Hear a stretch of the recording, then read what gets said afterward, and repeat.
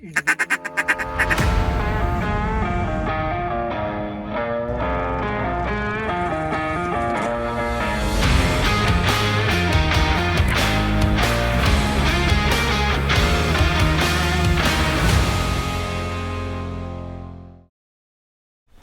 going to show you on this one today just because this is my favorite call and I like the way it sounds, but this applies with any of them.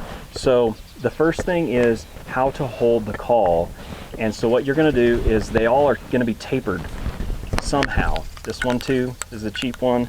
This one is not, but it is flared a little bit. It's small here and bigger up here.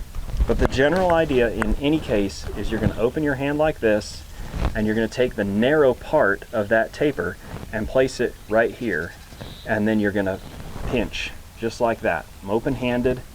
You can see what that looks like. Okay, and then from here everything closes around. Now you're not making a fist like you're going to punch somebody, you are just kind of relaxing everything around. Now the next composition is these two touch, so thumb to the pointer finger. I'm at my knuckle here, and that's just my datum point. Everybody's going to have a different datum point because your fingers are all different shapes and sizes, but that's mine.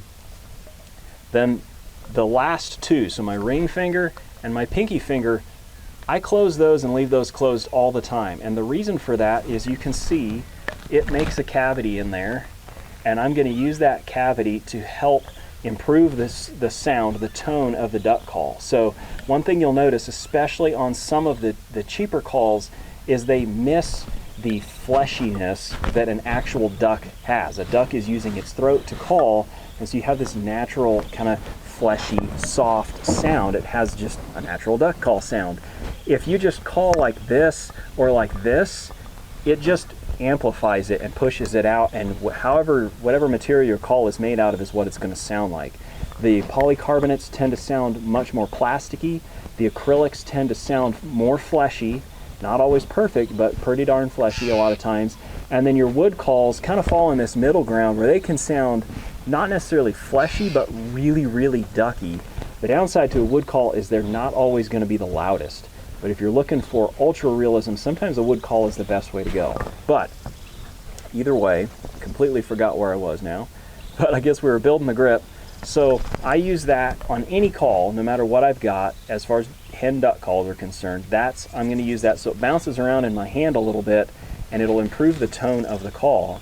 And then these other two fingers, I'm going to keep them basically together, and they are going to just do this. And I'm going to use that to modulate the sound. So that will change. If I just blow a straight note, watch.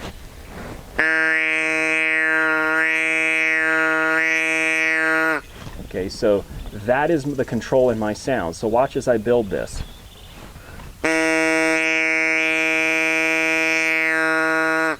So you can hear how each one of those stages changes the sound.